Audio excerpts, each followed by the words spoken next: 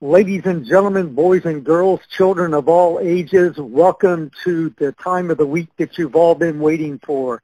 The most informational, educational, and spontaneous 30 minutes of radio in the martial arts universe, the World Martial Arts Radio Show. And this week you're in for a very special treat because we are going to turn the tables on our show host, Justin Harvey, and we're going to put him in the spotlight, in the hot seat to answer questions for you this week. Position for me because I'm used to being the one that does the interviews, so this should be quite interesting. So let's get the ball rolling, shall we? We sure will. And so I just wanted to get started by saying that we did an episode on you last year because I don't think that the listeners understand like your complete background. So we're going to dig a little deeper this time.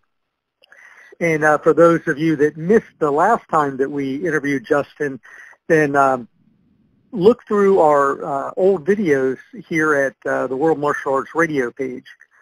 And if you're not a subscriber to our YouTube channel, go ahead and click the subscribe, ring that bell so that you get the notifications. All right, Justin, so we're going to start with some martial arts stuff. And what a lot of people, I mean, some of them heard about what got you interested in martial arts, but I don't think that our listeners understand the depth of your knowledge about certain genres of martial arts film. And I was wondering if you would share with the listeners some of your favorite movies and why they're your favorite martial arts films. Okay, well, actually, there's a long list, but I'll try to keep it, short and sweet. Well, everybody knows that my favorite movie is Bloodsport. I actually started watching the movie Bloodsport when I was the age of 3 years old. And see, a lot of kids, that age, they like to run around and play. Well, I kind of had to adapt and do things differently. So for things that I couldn't do, I would do things like, watch my favorite movies like Bloodsport and Kickboxer and Ninja Turtles and many others. And, watching the films kind of helped me really get into the martial arts and actually learn knowledge because in the martial arts industry, you don't have to be a physical fighter. You could be somebody that's even a life coach just to encourage somebody in the martial arts. And I strongly believe that anybody can be in the martial arts, anybody that wants to join. So. Well, I have to agree with you there, and I think that your story is a great inspiration to many of our listeners. And even on a personal note, for me, I remember one time I was struggling with my weight, and I asked you about, because I know that your activities are limited. I'm like, how do you stay so fit looking when you have limited mobility? And I'm like, here I am, gaining weight, and what do I do? And you just put it to me really short and sweet. You're like, well, Rich, I watch what I eat. Yeah. And I'm like, damn, that's a little cut to the dry, I mean, you really made it simple. But I think a lot of people underestimate, what can really be done. And the fact that the martial arts isn't just fighting, it's a lifestyle. And you've really made it a major part of your lifestyle. And like I said, I know that you've been an inspiration to me. Can you tell our listeners a little bit about the different styles that you're interested in? Well, I'm actually interested in several different styles.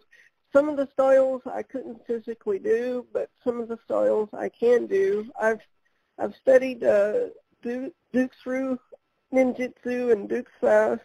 I've studied Hapkido, and I'm also interested in now, here are some of the styles that I can't physically do that I'm actually interested in, Rich, is Muay Thai and Capoeira, which is a dance style of martial arts.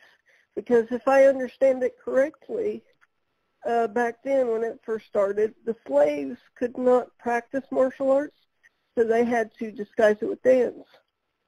So I'm also interested in that style as well. That's very interesting. Now I have to ask, are those styles of interest to you because they were featured in the movie Bloodsport or Kickboxer? Absolutely. There's a movie called Only the Strong, and Only the Strong actually concentrates on capoeira, and it's very interesting to me because they actually use music to do their dance with martial arts. So it kind of gives them, the push that they need, and I find it very, very interesting. And now Only the Strong, who is the star of that movie? The star of the movie is Mark Dacascos. He's Mark Dacascos. And so now he's the son of Al Dacascos, the founder of One Hook Kuen Do. Is that true? Yes. Actually, I need to contact him back because he's actually interested in me doing an interview with him. I just haven't had the chance to get a hold of him to get that scheduled, believe it or not. So. Well, I know that, him and some other people, because I know that there's actually a waiting list to get interviewed on the show. So hopefully you will hear back from him soon so you can get that into the system. Yeah. Could you tell us a little bit more about the connection between you and the Dukes Rue? Because I know a lot of people, when they see the movie itself, they focus on the actor who played the part. But you actually dug a little deeper and got in touch with the person that the movie is actually about. Is that correct? Yeah. Yes, as a matter of fact, that is a true story. It's a long story, but I will say after meeting Frank, which you can probably hear it in past episodes how that connection came about, but I will say after meeting Frank, we became like family right away. And I actually went to his house, spent a week with Frank, and he actually had me training in the water, and that was very interesting because I was able to physically walk in the water and do martial arts, and that was the first time that I've ever felt like, I want to say, an able-bodied martial artist is when I was in the water. So. And then what year was that? Oh, gosh. I want to say probably 6 or 7 years ago. It's been a while, yeah. Rich. So. And then would you mind sharing with the listeners how old you are? Actually, absolutely. I'm actually 33 years old. And as a matter of fact, Rich, I also want to share, when I was born, the doctor told my mom that I wasn't going to live, and if I was going to live, I wouldn't be able to do anything for myself. That includes talk or eat or anything. Well, I think that you've spent your entire life proving people wrong about you. Could you tell us a little bit about, you were actually told that you would never be in the radio industry. Is that correct? Absolutely, that's correct. I was actually interested in being a DJ, and I won't name the station around here for reasons because I don't want to, get sued or anything, but the main guy at the station told me that I wouldn't be able to do radio, so they only had me up there for like one day, and that was it. And instead of giving up, I eventually, started my own podcast, and then I started interviewing local people, and then through the years started interviewing celebrities, and if memory serves me correctly, Rich, along the line you came and told me you've got to be a part of my network. So.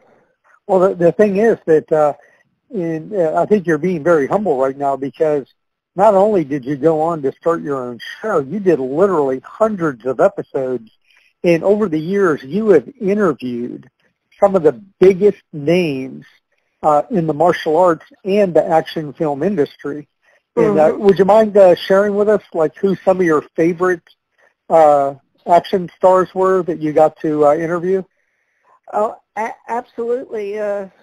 Although it's a very tough decision, so I can't just narrow it to one. But one of my favorite interviews was Dawn the Dragon Wilson, Cynthia Rothrock, Muhammad Kisi, who was Tom Poe in the original Kickboxer film.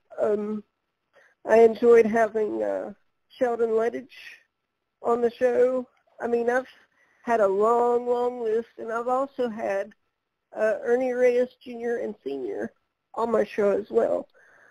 So those are just some of my top favorite ones. And then now, you've also interviewed some celebrities from outside of the martial arts community. And I know one of my favorite shows was the Drew Carey Show, and you actually interviewed one of their stars, didn't you? Yes. Kathy Keeney is her name. She played Mimi Bobek. She was the one that put on the crazy makeup and just was really a crazy character. And she is such a sweetheart. I just love Kathy to death. Well, that's pretty awesome. And now that's been in like the last 2 years, hasn't it? Actually, it has. And get this, Rich. She found out that I was selling T-shirts to promote the show. She actually bought a T-shirt. Oh, that's pretty awesome. Yeah, I've heard a lot of great things about her, so that doesn't really surprise me. Well, I think right now we're going to have to take a short station break, and we'll be back after these words from our sponsors. Taekwondo training, fellowship, and spirit. The U.S. National Taekwondo Association is your link to the traditional Taekwondo of Korea. We offer both national and world certifications. Our mission is to provide a fraternal organization for the promotion and preservation of Taekwondo as a martial art. We strive to service all needs of the traditional stylist, from the highest level grandmaster to the beginner student. Enjoy the many benefits we offer: grade and black belt certifications, instructor and master instructor courses, tournament insurance, success seminars, state, national, and international competitions, business support, martial arts supplies, monthly e-newsletter, and private training tours of Korea. Not only do we teach the best techniques, but Korean philosophy as well.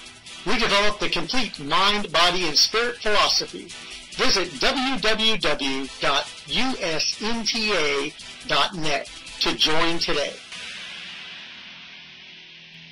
All right, ladies and gentlemen, we are back. And like I said, this week we are interviewing Justin Harvey, the host of the show. We have turned the tables and put him in the hot seat.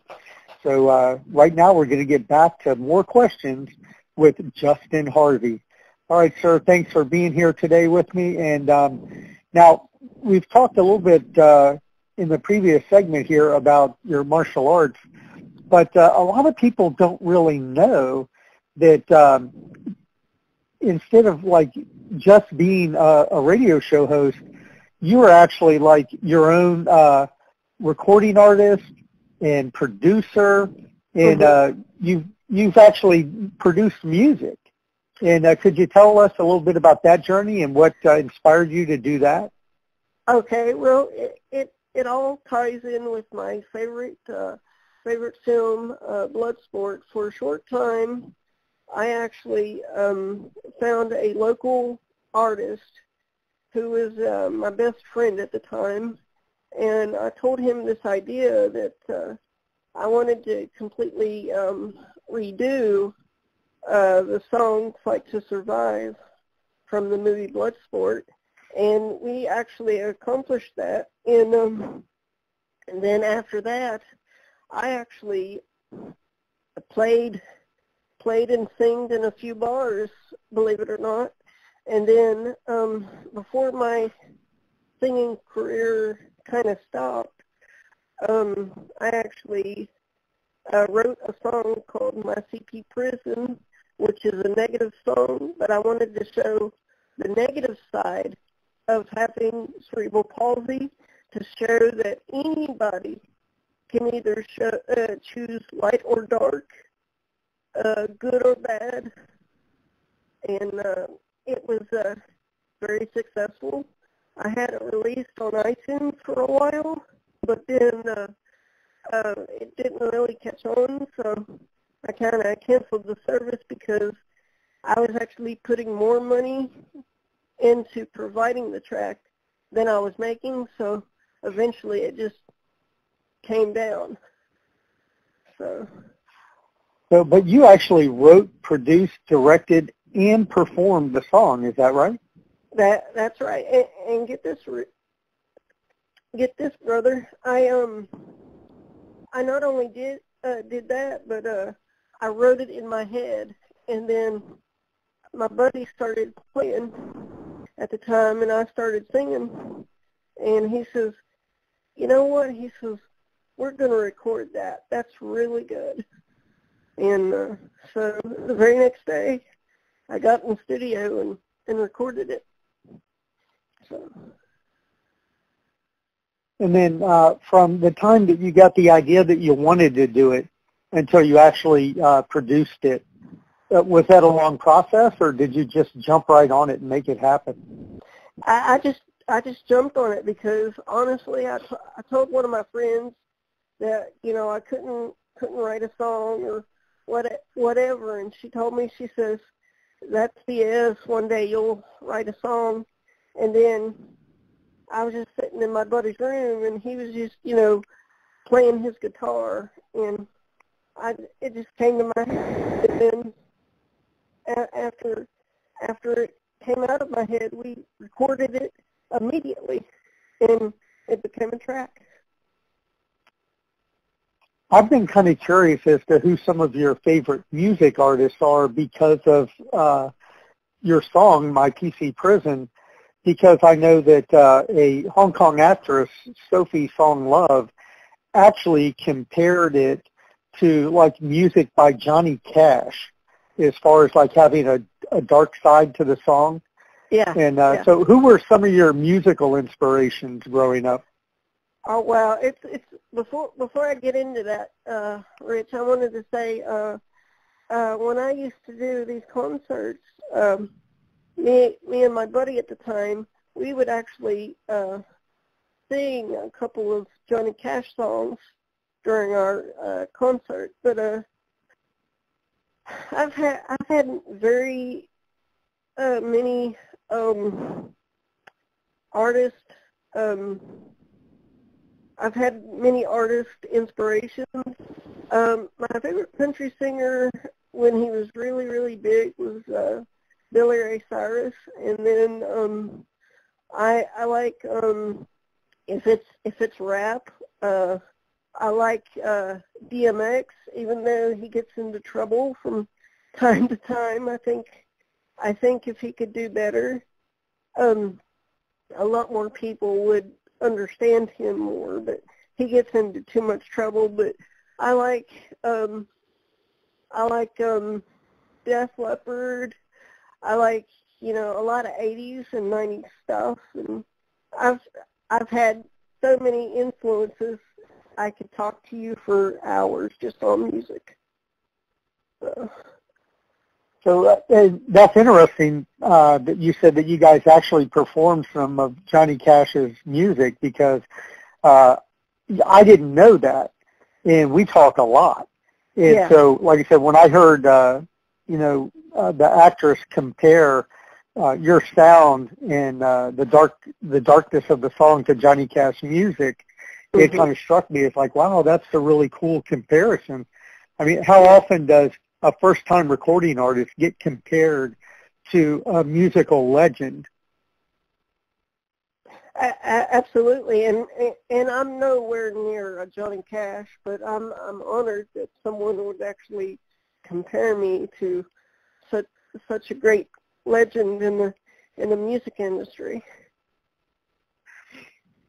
Now, outside of the music industry and the martial arts industry, you're actually very well connected to people in the professional wrestling industry. And I mean, like the Hart family, Chris Jericho. I mean, people that are actual icons and legends in professional wrestling. And what took you down that road? Well, a friend of mine from Canada had heard of my show, and he had been talking to me on Facebook, if memory serves me correctly, and he's like, how would you like to have, Bruce Hart on your show? And I'm like, that would be epic. And he got me in touch with Bruce, and Bruce liked me right away, and even though we don't talk all the time, I know if I need something, Bruce would pick up his phone. I mean, Bruce is just a pleasure. And then can you tell us a little bit about your conversations with Mick Foley? Sure. I was actually supposed to have Mick Foley on my show, but I was unsuccessful, getting him, on the show, because, Mick is really, really busy. But I think that Mick liked me right away because Mick actually ended up buying me dinner that night that I met him, and we talked a little bit about wrestling, and we talked a little bit about martial arts and martial arts movies, and believe it or not, Mick has heard of the movie Kickboxer and stuff. So, I mean, Mick is a great guy. Well, I understand part of the issue was that because of his contract with WWE, he was actually not allowed to appear on any independent programming of any kind. And yeah. So, I mean, that's understandable, but it's a real shame, too, at the same time. Now, outside of watching wrestling, then you've actually gotten into the ring and battled it out against an opponent there live in West Virginia. Can you tell us how that got started? Was it just a guy talking a little smack and you took him up on his challenge, or what was it? Absolutely, you're right, Rich. There's this guy that I basically grew up with, and for some odd reason, he's always felt that he was better than me and had to compete with me. And so one day I was at this camp that I used to work at for kids with special needs and disabilities, and he kept talking some smack and was like, I can kick your ass in the ring and blah, blah, blah. So I went to the wrestling promoter that we had that year, because a wrestling organization would do a free show for the kids every year. So I went to the guy and I told him, I said, this guy is talking a lot of smack. I said, I know this sounds crazy, but I said, if you would allow it, I would go in there and show him what for. And the guy was actually intrigued, and he ended up putting me in a championship match. So I ended up winning that match too. And I understand you actually won a title belt? Yeah, I still have the title belt to this day. Oh, that's really cool. I hope that when we post the show, you could post a picture of you with the belt in the comments area. That would be really cool. Yeah, if I can find a picture, because I've got a lot of pictures, Rich. A lot of pictures. Yes.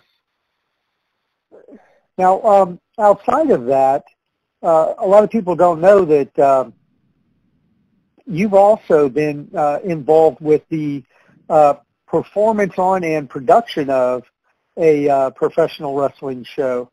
And could you tell our listeners a little bit about your position as Commissioner Harvey and what you had done with that in the past? Well, okay, because if I'm not mistaken, Rich, you brought me in because someone had told you, I can't remember who, but someone had told you that they believed that I would be good behind a mic, if memory serves me correctly. And I Yes. would actually come up with the matches and even some of the outcome. And I think people were really pleased with the job that I did. So. Yeah, I know that actually you were the commissioner for the wrestling promotion and on-air commissioner for the shows. And so and I don't think that people fully understand, like, the scope of being a commissioner. Could you tell the listeners a little more about it? Okay, well, you have to figure out what the matches are, what the outcome's going to be, what the storylines are going to be, and basically how the show turns out, the foundation. Not only that, but you really have to sell it to the audience. You really do. Well, that's really interesting. And then now, how long have you been watching wrestling? Is that something that you started at a very young age? Since I was born, Rich. Since I was born. Oh, wow. Because, my uncle actually got me into it when I was very, very young. Me and my uncle, we would watch it together. And what show was that back then? Oh, God. We would watch. I'm just guessing because of your age that it may have been Championship Wrestling from Georgia or one of those. From what I can remember is like old WCW stuff, and then like WWF, like Doink the Clown, and all the other older guys that you would see. Yeah. I mean, and Johnny B. Bad from WCW, you know, I mean, the older guys. Arn Anderson, you know, I mean, and Mean Gene Okerlund, you know, God rest his soul, you know. Yeah. Now, you mentioned Arn Anderson. Were you a fan of the Four Horsemen? Oh yeah. I actually liked the Four Horsemen better than the NWO, even though I liked the NWO. I thought the Four Horsemen were, you know, the bee's knees, so to speak. Yeah. And so now we're actually into the second generation here with the daughter of Ric Flair on WWE. What do you think about her as a competitor? Oh, I absolutely love her, but I really want to say, Rich, that I'm not a big fan of David Flair. I think he has poor character, and I know that from experience. So. Yeah, I've heard that as well, and that's probably the reason we've never seen him on WWE. If you don't mind, I'd like to share the story with my audience. Yeah, sure, go ahead. Well, back when I was younger, I was in my 20s. Let's say that. I had gone to my buddy's bar at the time to meet X-Pac and meet all the wrestlers. Well, back when my brother was living, he knew how much wrestling meant to me because he would watch it with me too. And I told him, I said, you know, X-Pac is going to be at my buddy's place. I got to get there. And he says, okay, I'll take you, and drops everything and takes me. Well, we are heading in the building, and David Flair, basically, he's like right in front of us, and he even saw me. I know he saw me, but he ended up slamming a door in my face. And then when I went to go introduce myself to talk to him, he just kind of stared at me and wouldn't even speak. So right after that, I've not really been a big David Flair fan. You know, to be honest, I don't think there is such a thing as a David Flair fan. The only thing that I think that he feels that he's entitled because he has his daddy's name. And, you know, one of my friends told me, she said, well, maybe he was in a bad mood that night. And I told her, I said, that's no excuse, none whatsoever. Yeah, not when you're supposed to be a professional. Yeah, yeah. Well, man, I really appreciate you sharing so much tonight and with our listeners so that they get to learn a little bit more about you on a deeper level. And I think this is probably one of the best interviews we've had. And I'm looking forward to a big year for 2019. So at this point, do you have anything, any final words for the listeners before we go off the air? Sure. My final words is don't give up and believe in your dreams. All right, sir. Well, thank you very much for being on tonight's show. And for the listeners, don't forget, we invite you to subscribe to this channel, like and share this video, leave us a comment. If you're on Facebook, be sure to leave us a comment and share the video. And we look forward to being with you again next month. And this is Richard Hackworth, the guest host this week of the World Martial Arts Radio Show.